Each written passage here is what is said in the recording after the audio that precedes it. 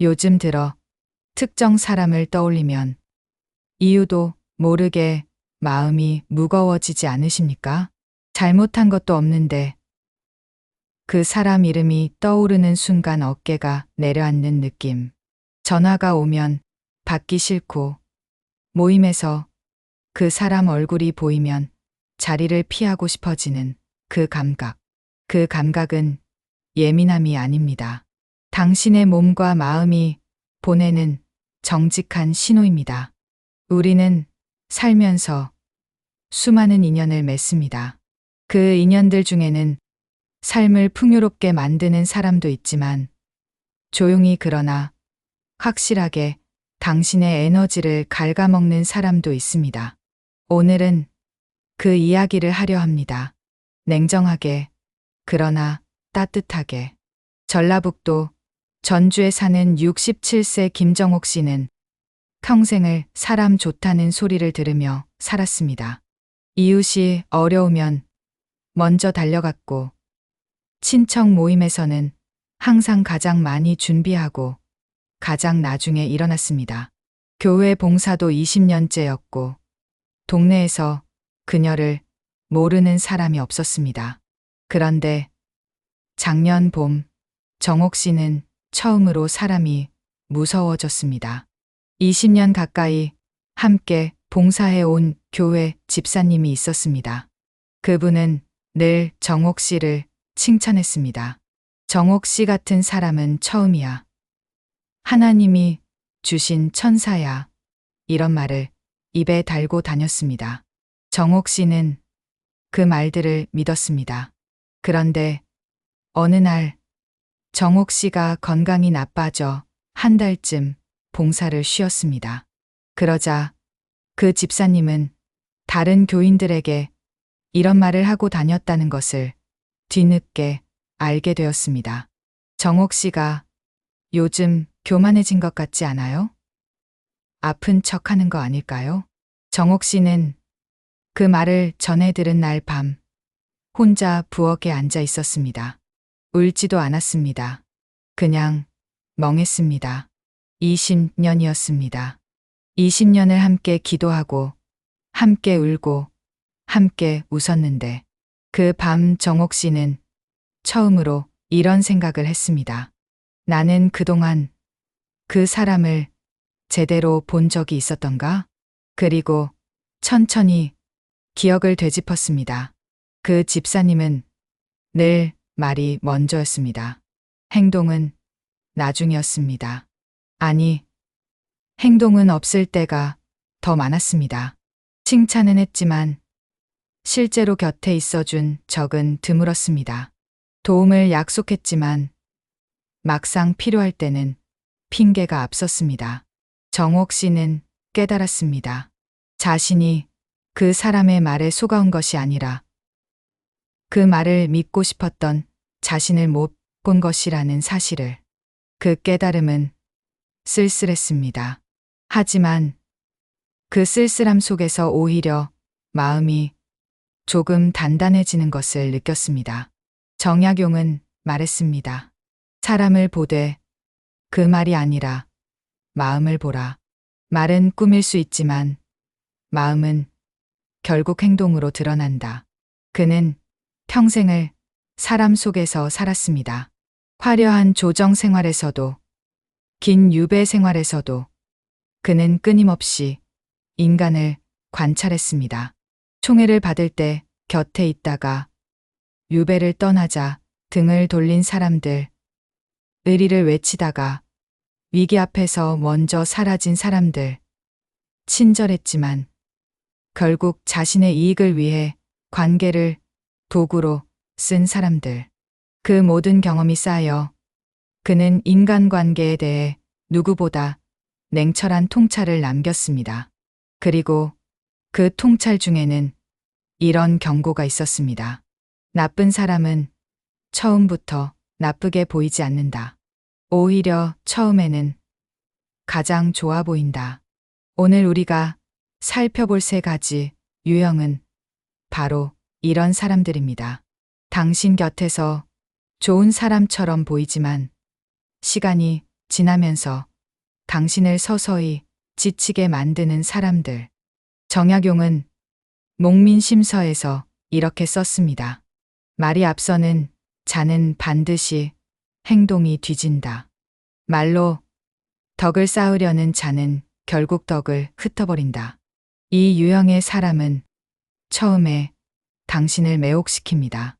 말이 유창합니다. 위로가 됩니다. 공감 능력이 뛰어나 보입니다. 당신의 이야기를 듣고 맞아, 정말 힘들었겠다는 말을 너무도 자연스럽게 합니다.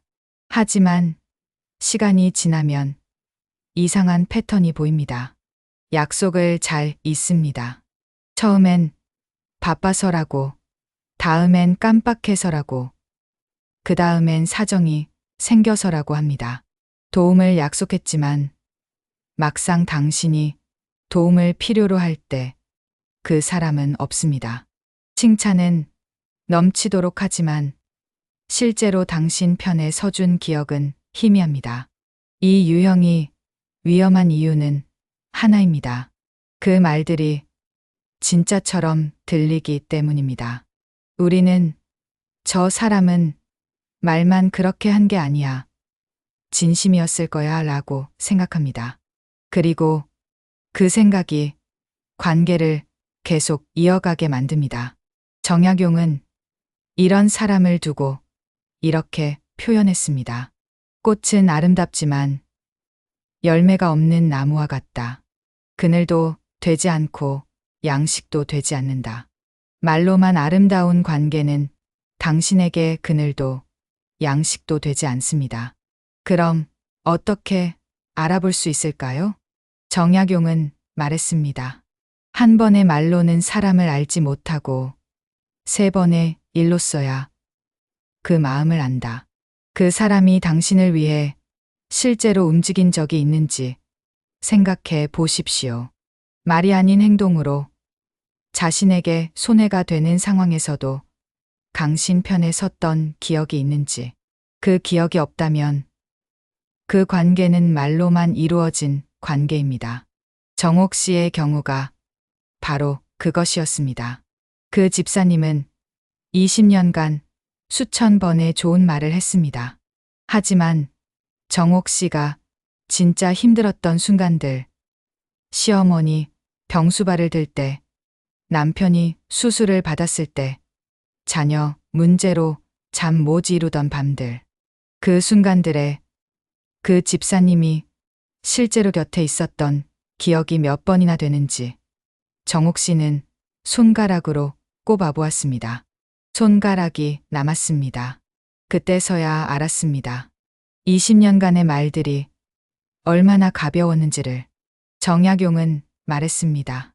교만한 자는 타인의 마음을 짐으로 여기고 스스로는 짐을 지지 않는다. 이 유형은 처음에 능력 있어 보입니다. 자신감이 넘치고 추진력이 있어 보이며 리더십이 있어 보입니다. 그래서 우리는 그 사람 옆에 있으면 뭔가 든든한 느낌이 듭니다. 하지만 시간이 지나면서 이상한 점들이 보입니다. 그 사람은 관계를 이용합니다. 당신이 필요할 때는 가까이 다가오고 필요가 없어지면 멀어집니다. 당신의 능력, 인맥, 시간을 활용할 때는 친절하지만 당신이 도움을 요청하면 바쁘다는 말이 먼저 나옵니다. 더 교묘한 것은 이 유형은 당신이 그들에게 이용당하고 있다는 것을 느끼지 못하게 만든다는 점입니다. 그들은 당신에게 당신이 특별하다는 느낌을 줍니다. 선택받은 느낌을 줍니다. 당신이 아니면 안 된다는 말로 당신을 묶어둡니다. 그리고 그 말이 당신을 계속 헌신하게 만듭니다. 정약용은 이런 인간을 이렇게 표현했습니다. 타인의 정성을 그릇으로 쓰고 자신의 탐욕을 그 안에 담는 자. 그릇이 깨지면 미련 없이 떠난다. 당신이 그릇이 되어버린 관계라면 그 관계는 당신을 위한 것이 아닙니다. 이 유형을 구별하는 방법이 있습니다. 그 사람과의 관계에서 누가 더 많이 움직이는지 떠올려 보십시오. 누가 더 많이 연락하는지, 누가 더 많이 준비하는지, 누가 더 많이 시간을 내는지, 그리고 그 관계에서 당신이 지쳐 있는지 아닌지를 솔직하게 물어보십시오. 진짜 좋은 관계는 만나고 나서 에너지가 채워집니다. 하지만 이 유형의 사람을 만나고 나면 이상하게 피곤합니다. 분명히 좋은 시간을 보냈는데 집에 오면 이유 모를 공허함이 남습니다. 그 피곤함이, 그 공허함이 신호입니다. 정약용은 이렇게 말했습니다. 마음이 무거운 관계는 덕이 없는 관계다. 덕이 있는 관계는 만날수록 가벼워진다. 60대 박말순 씨에게는 오래 알고 지낸 지인이 있었습니다. 그 지인은 사업 수완이 좋고 말도 잘했습니다. 말순 씨를 만날 때마다 언니 같은 분은 드물어요. 언니가 있어서 제가 여기까지 왔어요 라는 말을 입에 달고 다녔습니다. 말순 씨는 그 말이 좋았습니다. 그래서 그 지인이 부탁할 때마다 거절하지 못했습니다. 소개를 부탁하면 소개해줬고, 보증 서달라 하면 얼굴 보며 거절 못했고, 급하다고 하면 자기 일을 미루고 달려갔습니다. 그런데 몇 년 후 말순 씨가 어려운 상황에 처하게 되었습니다. 그 지인에게 연락했습니다. 연락이 닿지 않았습니다. 며칠 후 돌아온 답은 짧았습니다. 언니, 저도 요즘 너무 힘들어서요. 말순 씨는 그 문자를 한참 바라보았습니다. 그리고 이런 생각이 들었습니다. 나는 이 사람에게 무엇이었을까? 정약용의 말이 떠오릅니다. 타인을 도구로 쓰는 자는 그 도구가 무뎌지면 버린다. 그것이 그들의 본성이다. 본성은 바뀌지 않습니다. 그래서 더 위험합니다. 정약용은 말했습니다. 말이 많은 자는 마음이 불안한 법이다. 그 불안함이 타인의 이야기를 필요로 한다. 이 유형은 처음에 정이 많아 보입니다. 관심이 많고 이야기를 잘 들어주며 공감도 잘합니다. 당신의 이야기를 진심으로 들어주는 것처럼 느껴집니다. 그래서 우리는 그 사람에게 마음을 엽니다. 속에 있는 이야기를 꺼냅니다. 비밀을 나눕니다. 그런데 어느 날 내가 꺼낸 이야기가 다른 경로를 통해 돌아옵니다. 내가 한 말이 내가 하지 않은 말로 바뀌어 돌아옵니다. 그리고 그 말을 전한 사람이 바로 내가 믿었던 그 사람이라는 것을 알게 됩니다. 배신감이 옵니다. 하지만 더 무서운 것은 그 다음입니다. 그 사람은 자신이 잘못했다는 생각을 하지 않습니다. 그냥 이야기가 나와서 악의는 없었어. 그게 그렇게 큰일이야? 라고 합니다. 정약용은 이런 사람을 이렇게 표현했습니다. 입이 가벼운 자는 그 가벼움이 죄인 줄 모른다. 그것이 더 큰 죄다. 이 유형이 특히 위험한 이유는 악의가 없다는 점입니다. 그들은 진짜로 나쁜 의도가 없습니다. 그냥 말하고 싶었던 것입니다. 하지만 악의가 없다고 해서 상처가 없어지는 것은 아닙니다. 정약용은 말했습니다. 신의는 말이 아니라 침묵으로 지킨다. 지켜야 할 것을 지키는 자가 진짜 벗이다. 당신의 이야기를 들어줬지만 그 이야기를 지켜주지 못하는 사람은 벗이 아닙니다. 이 유형을 알아보는 방법이 있습니다. 그 사람이 다른 사람의 이야기를 당신에게 얼마나 자주 하는지 보십시오. 남의 이야기를 재미있게, 상세하게 전하는 사람은 당신의 이야기도 똑같이 전합니다. 그들에게 이야기는 그저 이야기일 뿐입니다. 누구의 이야기든 나누면 재미있는 소재입니다. 당신의 아픔도, 당신의 비밀도 그들에게는 그저 흥미로운 이야기가 됩니다. 정약용은 제자들에게 이렇게 가르쳤습니다. 말을 함부로 하지 마라. 그러나 더 중요한 것은 말을 함부로 하는 자를 곁에 두지 마라. 60대 초반의 이혜경 씨는 15년 지기 친구가 있었습니다. 둘은 무척 가까웠습니다. 가족 이야기도, 남편 이야기도, 아이들 이야기도 허물없이 나눴습니다. 그런데 어느 날 친척 모임에서 혜경 씨의 남편 이야기가 화제로 올랐습니다. 남편의 직업, 수입, 가정사에 대한 이야기가 오가는데 그 정보가 너무 정확했습니다. 혜경 씨 외에 그 정보를 아는 사람은 딱 한 명이었습니다. 그 15년 지기 친구였습니다. 혜경 씨는 그날 이후 그 친구와 서서히 거리를 뒀습니다. 친구는 눈치채지 못했습니다. 아니, 눈치챘어도 모른 척했는지도 모릅니다. 혜경 씨는 그 친구가 나쁜 사람이 아니라는 것을 압니다. 그냥 입이 가벼운 사람입니다. 하지만 좋은 사람과 안전한 사람은 다릅니다. 좋은 사람일 수는 있지만 내 이야기를 맡겨서는 안 되는 사람이 있습니다. 그게 바로 이 유형입니다. 여기서 중요한 질문이 하나 있습니다. 우리는 이미 알고 있는 경우가 많습니다. 저 사람이 문제라는 것을, 저 관계가 나를 소진시킨다는 것을. 그런데도 끊지 못합니다. 왜일까요? 정약용은 말했습니다. 사람이 나쁜 관계를 버리지 못하는 이유는 상대가 아니라 자신 안에 있다.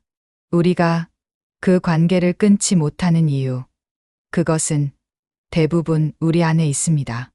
오래된 인연이니까, 그래도 정이 있으니까, 내가 냉정한 사람처럼 보이지 않을까. 상대방이 상처받으면 어떡하지? 그 생각들이 우리를 붙들어 놓습니다. 정약용은 유배지에서 배신한 사람들에 대해 이렇게 썼습니다. 그들을 미워하지 않는다. 다만 그들이 내 삶의 중심에 있어서는 안 된다는 것을 안다. 미워하지 않아도 됩니다. 원망하지 않아도 됩니다. 다만 그 사람이 당신 삶의 중심에 있어서는 안 된다는 것을 알면 됩니다. 많은 분들이 이런 말씀을 하십니다. 그래도 오랜 인연인데 끊어버리는 건 너무 냉정한 거 아닐까요? 정약용은 이렇게 대답합니다. 관계는 끊는 것이 아니라 거리를 두는 것이다. 물처럼 친하되 기름처럼 섞이지 말라. 완전히 끊으라는 것이 아닙니다. 다만 당신의 속마음을 맡기지 마십시오. 당신의 시간과 에너지를 함부로 주지 마십시오. 당신의 존엄을 건드리는 사람에게 계속 문을 열어주지 마십시오. 그것이 거리두기입니다. 그리고 그 거리두기는 잔인함이 아닙니다. 자기 존엄을 지키는 일입니다. 정약용은 18년의 유배 생활 동안 수많은 배신을 겪었습니다. 그럼에도 그는 원망에 에너지를 쓰지 않았습니다. 대신 그는 책을 썼습니다. 제자를 가르쳤습니다. 스스로를 갈고 닦았습니다. 그가 남긴 500여 권의 저술은 사람에게 쏟았을 에너지를 자신에게 돌린 결과였습니다. 그는 말했습니다. 나쁜 인연을 정리하는 것은 그들을 버리는 일이 아니라 나 자신을 되찾는 일이다. 정옥 씨는 그 집사님과 지금도 같은 교회에 다닙니다. 예의는 지킵니다. 인사도 합니다. 하지만 속마음은 나누지 않습니다. 자신의 이야기를 꺼내지 않습니다. 그 사람의 부탁에 무조건 응하지 않습니다. 그것이 전부입니다. 그런데 놀라운 일이 일어났습니다. 마음이 편해졌습니다. 그 사람을 대하는 것이 더 이상 두렵지 않았습니다. 정옥 씨는 그제야 깨달았습니다. 그동안 자신이 그 관계 안에서 얼마나 조심하며 살았는지를. 정약용은 말했습니다. 편안한 관계에서는 조심할 것이 없다. 늘 조심스러운 관계라면 이미 그 관계가 당신을 누르고 있는 것이다. 나쁜 인연을 피하는 것만큼 중요한 것이 있습니다. 좋은 인연을 알아보는 것입니다. 정약용은 말했습니다. 진정한 벗은 말없이도 평안하다. 말이 많지 않아도 곁에 있으면 편한 사람, 만나고 나면 이유 없이 마음이 가벼워지는 사람, 내가 잘 될 때 진심으로 기뻐해 주는 사람. 그 사람이 진짜 인연입니다. 그 인연을 소중히 하십시오. 나쁜 인연에 쓰던 에너지를 그 사람에게 돌리십시오. 정약용은 유배지에서도 형 정약전과의 편지를 통해 마음을 이어갔습니다. 서로를 걱정하고 서로의 글을 칭찬하고 멀리서도 서로를 응원했습니다. 그 관계가 정약용에게 18년의 유배를 버티게 한 힘이었습니다. 지금 당신 곁에 있는 사람들을 천천히 떠올려 보십시오. 만나고 나면 힘이 나는 사람은 누구입니까? 만나고 나면 이유 모르게 지치는 사람은 누구입니까? 당신이 어려울 때 실제로 곁에 있어준 사람은 누구입니까? 당신의 이야기를 말이 아닌 마음으로 들어준 사람은 누구입니까? 그 답이 당신이 어떤 인연을 지켜야 하는지, 어떤 인연에서 거리를 두어야 하는지를 알려줄 것입니다. 정약용은 말했습니다. 인생의 품격은 무엇을 가졌느냐가 아니라 누구와 함께 하느냐에서 드러난다. 당신 곁에 어떤 사람이 있는지가 당신의 인생 후반부를 결정합니다. 나쁜 인연을 정리하는 것은 냉정한 일이 아닙니다. 그것은 당신의 남은 시간을 귀하게 여기는 일입니다. 당신의 마음을 지키는 일입니다. 당신의 존엄을 되찾는 일입니다. 오늘 이 이야기를 들으시면서 마음속에 떠오른 얼굴이 있으셨습니까? 그 얼굴이 떠올랐다면 그 자체가 이미 당신 안에 지혜가 보내는 신호입니다. 관계를 정리한다는 것은 그 사람을 미워하는 것이 아닙니다. 다만 당신의 마음에 새 자리를 만드는 것입니다. 그 자리에 진짜 좋은 인연이 들어올 것입니다. 정약용의 마지막 말로 오늘을 마무리합니다. 사람을 멀리하되 사람을 향한 사랑은 멀리하지 말라. 나쁜 인연을 정리하면서도 사람에 대한 믿음을 잃지 마십시오. 세상에는 여전히 당신을 진심으로 아끼는 사람이 있습니다. 그 사람을 향해 마음의 문을 열어 두십시오. 웃으면 복이 와요. 이 말이 단순한 위로처럼 들릴 수 있습니다. 하지만 오늘 이야기를 다 들으신 분들은 아실 겁니다. 진짜 웃음은 억지로 참고 견뎌낸 자리에서 오지 않습니다. 나를 소진시키는 인연을 정리하고 나를 살게 하는 인연만 곁에 남겼을 때 비로소 찾아오는 것이 진짜 웃음입니다. 그 웃음이 복을 부릅니다. 오늘 이 이야기가 여러분의 마음에 닿았다면 좋아요 한 번이 이 채널을 이어가는 힘이 됩니다. 그리고 구독 버튼을 눌러두시면 앞으로도 삶의 울림이 되는 이야기를 함께 나눌 수 있습니다. 지금 이 이야기가 떠오르는 분이 있다면 그분과 조용히 나눠보세요. 그 나눔이 또 다른 누군가의 마음을 살릴 수 있습니다. 웃으면 복이 와요였습니다.